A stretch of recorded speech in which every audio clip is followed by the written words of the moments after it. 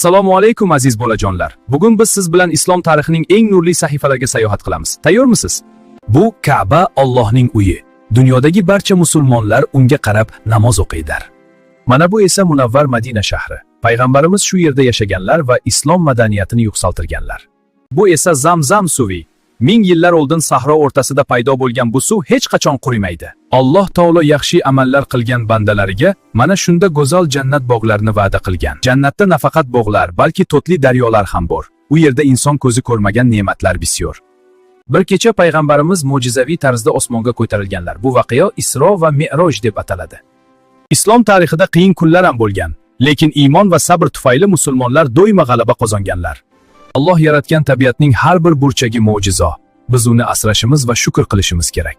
Shunday qilib bolajonlar, islom bu tinchlik, mehr va ilm yo'lidir. Doimo yaxshilik qilishga intiling. Bolajonlar, sayohatimiz sizga yoqdimi? Ha, juda yoqdi. Keyingi qismlarni o'tkazib yubormaslik uchun kanalimizga obuna bo'ling.